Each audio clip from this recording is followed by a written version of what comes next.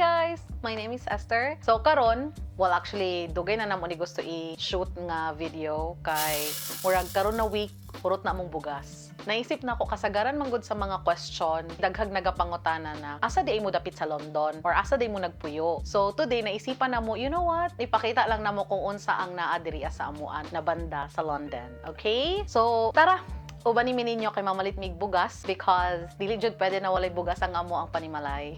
Let's go.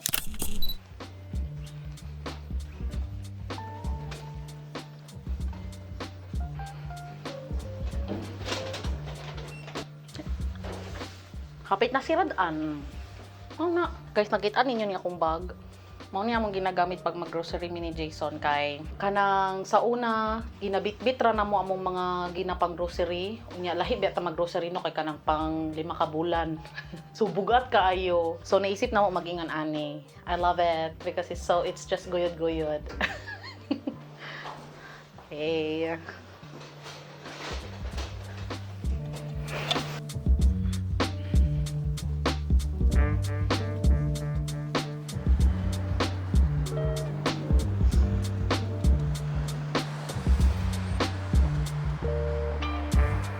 First stop is because, di ba anak ko mamalit mig rice. So, naa na mi Asian store, which is one of 4 na naadriya sa mong area. Mao ni siya, I think, mao ni siya ang among pinaka-favorite. Kay diri among gud mi nagabalik-balik ni Jason. And mostly sa among mga gusto na paliton is naa na manggod sa ilaha.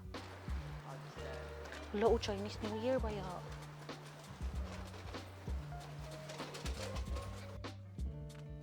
Pag makitaan gyud nako ni siya na prutas, kung kabalo mo ani na prutas, dragon fruit, paborito kay ni nako. Especially katong red, but I'm not sure kung unsa ni siya, red ba ni siya or white sa sulod. So kana siya, and as you can see daghan dili lang siya oriental shop ang tawag sa iya kay mostly tanang Asian, di man tanan pero mostly of kanang mga Asian food kay naa diri na Pinoy, na Chinese, na Korean, na Japanese, ana ba.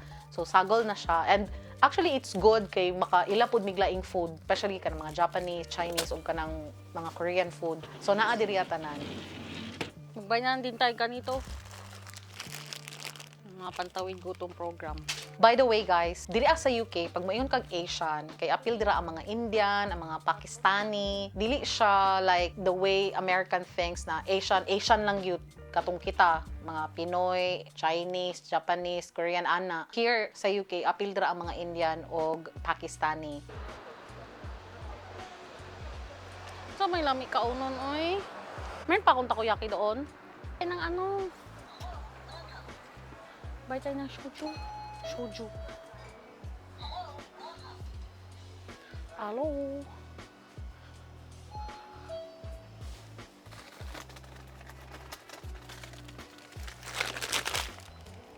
Tapos kani siya kay diretso na inito na lang namo, niya na nami katong mayonnaise and everything. Perfect ayo. Mga paborito na ako. May silang corn dogs po. Pero tag 8.50 mahal. Tendon mo. Kana, magbaytaan na para pag magbulalo. Beef pa ni. Iko kabalo.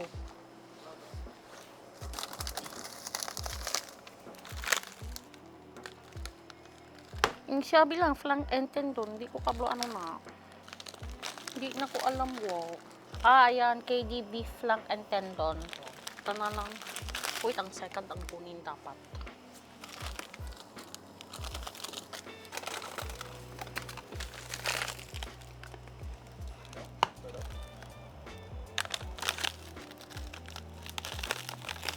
Para pang bulalo. Bye.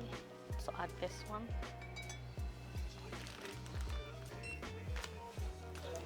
Yeah, isa lang. Tagag kwarta.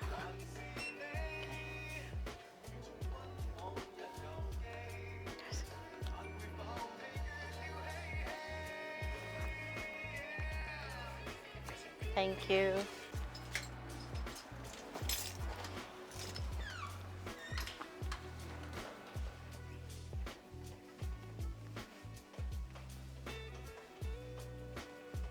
Naabot na kita guys after 3 minutes o girino siri. Nga to lang kadali mamalit og bugas. Actually dili siya nga to kadali kay Nag-get up pa ba yung iyaan no. So mo na to siya. Mas taas pang pag-ready kaysa pagpalit sa bugas. So, maotan to siya guys, ing ato lang kadali magpalit og bugas, mas taas pa ang part na mag-prepare ka para mo gawas. Kay mag-outfit pa, mag a little bit of top block, kay para dili ta ma-judge. And as you can see, mo din siya among ginatawag na high street. Very dato-dato. Kay diri na atanan, mag-grocery ka, naay salon, naay kanang mga food, fast food, thrift shop, or ukay-ukay sa atua, sa paba naay dental, tanan. So, diri siya na street, puro lang gina siya shops na wherein murag mabuhat na nimo tanan imong kailangan or mapalit na nimo tanan imong kailangan mostly. So, dili gid ingon tanan. So, ing ato lang, backstory, pag abot na ko diri, wala gid ko naghuna-huna na maging concern na ko ang bugas. Kay, kabalo ka nang, wala ko naghuna-huna anak ng mga butang. So, ang kanang niabot lang ko diri, thinking na kanang naana siya tanan akong mga gikasanayan sa Pilipinas naa.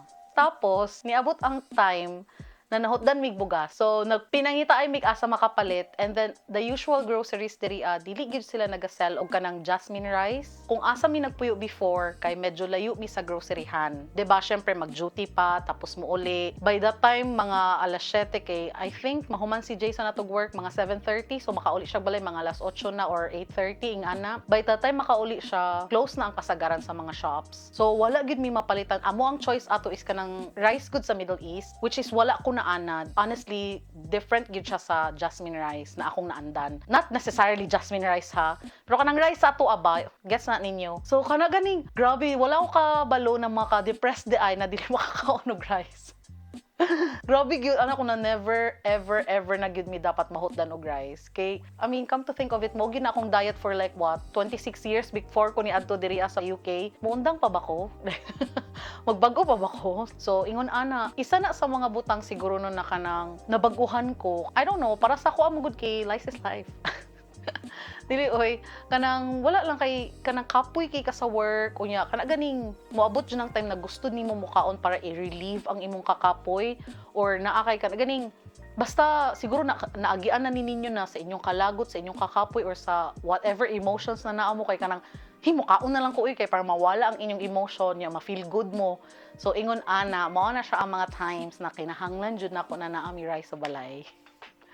Anyways, so diri akong asa mi nagpuyo, daghan na kay Asian, daghan kay mga Pilipino, mga Chinese, na good. And thankful kay mi kay hinay-hinay nagkadaghan pod ang Asian store. Karon dili na kayo ing anak kalisod mangita kung asa ka makapalit og rice compare before na amo ang silingan is purely kanang mostly mga taga-diria. So dili gyud kay sila ing anak ka bothered sa type sa rice siguro compared sa amoa. So lain ang amo ang mapalit na rice kanang dili siya katong mga naanda namo. So karon daghan na kay Pinoy dinhi and maka-happy lang siya kay ang community kay nagkadaghan ang Asian. And then naadjud kay mga karagan ni matagbuan ng mga Pinoy, ana ba, maka-happy siya. Kanang dili kay ka maka-feel away from home kay daghan kag makita na kalahi nimo or kapwa Asians, ana god.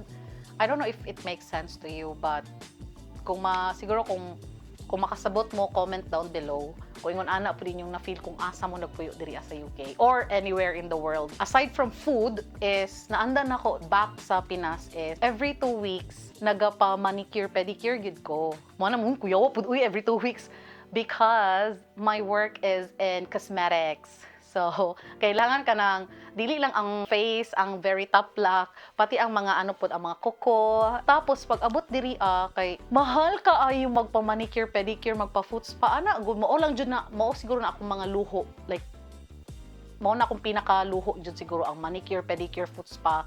Kay dili man kay kumalo when it comes to like kailangan magpalit gyud kog ingon ani or something. Mas gusto pa ko sa ko ang nails na perminti. Gusto gwapa ana good. Gusto ka nang naay ng nail polish. So pag abot diri isa na sa akong mga adjustment na murag dili na nako mabuhat. Kay astang mahala. So ang inyong iyaan nag-DIY. So kabalo na ko karon mag-ano sa ako ang nails. Kung nakita niyo sa mga previous videos naka nail polish ko. It's because ako nagabuhat ana, so dili ko nagaadto og kanang mga salon kay very mahal. Isa pod actually sa ano kanang wala na ko na realize ba na kinahanglan din ako siya is magpagupit og buhok. Normally dili man gyud kay nako siya ginaisip god unya wala koy okay ra sa ko ba nataas akong buhok, but when summer comes igang jud kaayo mga made. So ang mahitabo kay natoy one time nagpagupit ko unya nagmahay jud ko. Kay astang mahala unya gupit ra to ha, walay shampoo, walay ano, gupit dry cut.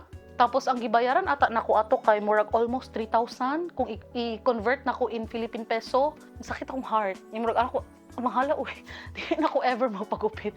Balag mo taas na akong buhok. Ay ana, wala na ko na realize before katong wala pa ko naabot diri. And then pag abot nako diri big deal daay siya. Kanang kabalo ka nga naay services din hiya. But then dili nimo ma-realize na hala mahala uy, nya murag worth it ba na magpaing-ani ko every month or even kada tulo ka bulan? Murag dili gyud. Basig mangutana mo nga nang ingani man yung topic.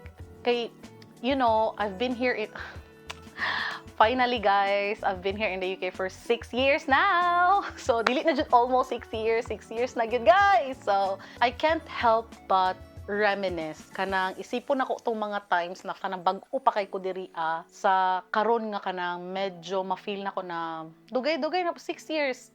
Kung may isipon nimo di pa man kay ning anak ka dugay, but for me dugay na kay siya kay daghan kay kog natun-an, daghan kay kana ganing experiences na nakakat-on gyud ko og natagam.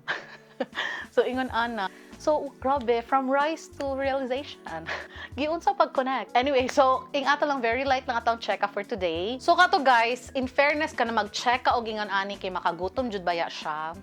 And ganina pag yun naga-pop up sa akong huna-huna ang takoyaki ug ang siomai. Okay? Mga unsa mi.